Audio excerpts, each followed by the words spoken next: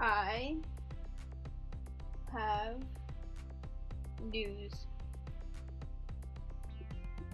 Because the judging is done for the Oregon Department of Fish and Wildlife stamp contests.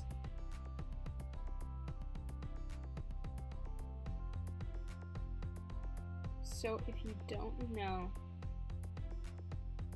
and a big reason I even know about the contests or started looking into doing them more is because of Kira Sabin and them sharing about the federal duck stamp competition, which is so cool and amazing. And I wanted to get out of my comfort zone and try entering. So Oregon's contests are the Habitat Conservation Art Competition and Limited Edition Prints, the Upland Game Bird Art Competition, and the Waterfowl Art Competition.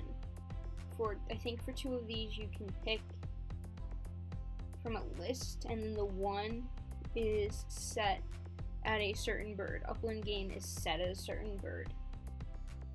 For the Habitat one, which is the one I entered, you pick from a list, and then you just have to make sure that your drawing matches the species close enough, and then they're like, hey, cool, you're able to qualify. You also have to meet the dimensions qualifications.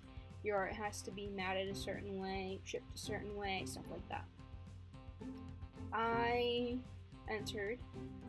I did not win, and I didn't expect to win. And I was pretty sure going into it, like, that there was just no way. Streamlabs, I love you, messing up all of my things, it's so great. But essentially, I spent a very big chunk of time on my piece. I'm gonna maybe put them on the shops when they get back, maybe a little sooner, because they are being held for like a big art showing. The contest is over. The big contest part of this, the main thing, is over. But they're being held for like viewing with everyone else's work. So I don't get them back for a little while. I don't get to see them for a while. But it was fun to go through the process of figuring out how to go about working on my entry, seeing how the mediums I chose, which I did mixed media, it was marker and colored pencil, and I don't know that I would do that next year because I do plan on entering again, but I don't know that I'm going to do that again. I don't know quite what my pivot is, but it was a very time-consuming medium to choose. And when I show you my entry, because we're going to go and see the other entries, because, you know, everyone, first of all, before I show you everybody else's, everybody rocked. Everyone did so good. But I don't know that I liked my medium in the end as much as I liked the final product. So my toads were pork and chalk. I am going to list them on my shops. So they're going to go on Redbubble and Threadless. And when they go on Threadless, a portion of sales is going to go to wildlife or environment conservation and protection. Or the entire sales, something like that. But I'm going to figure that out later. So, this is the art contest I entered. Specifically, this is the 2025 Habitat Conservation Stamp Art Contest.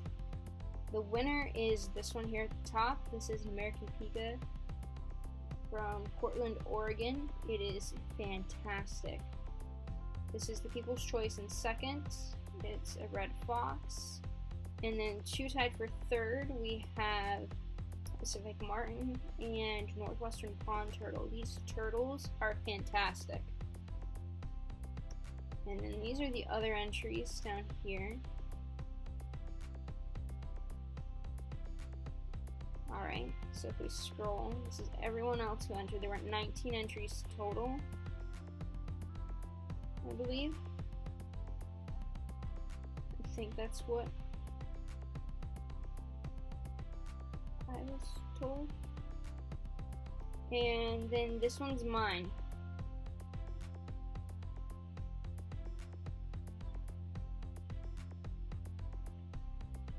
So I had pointed out that the paper I used was like really textured. I think that's part of like what did it in.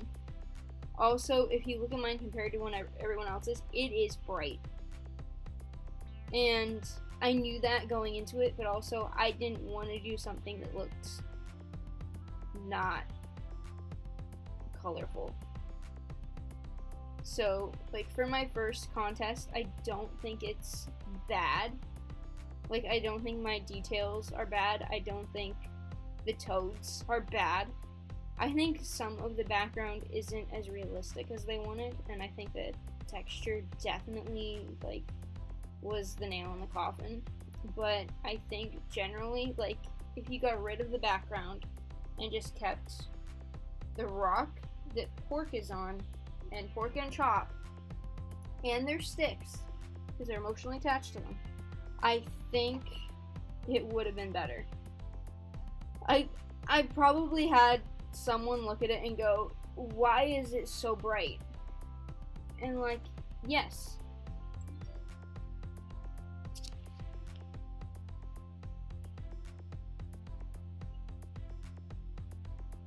And then this is the overview of the other winners. So we had habitat conservation, upland game bird stamp, and then waterfowl. So this is the one we were just at, the American Peak at the top. Then we had waterfowl. These are incredible. Both of these down here. This one is great. This top one is amazing, okay? These waterfowl, the ring-necked ducks. And then we have California quail. These are smooth like butter, and I think that's a huge reason why. Again, because I don't see an entry winning in any of these that isn't smooth. So I do think that was a huge reason why, but hey, you know, I had such a good time creating that piece, and then I'm gonna get to share it with all of you, hopefully to bring some good back to the environment. And that's kind of why it's a little bit joking, because the one frog's foot is literally like reaching out to the other one to be like, be quiet, shut up. And I was like, if I'm not gonna win, I'm gonna have fun with it. So that's what I just wanted to make of it. I'm not the only one who did a western toad, by the way. This person down here also did one, and we have two very different styles. Like, I really appreciate what they did.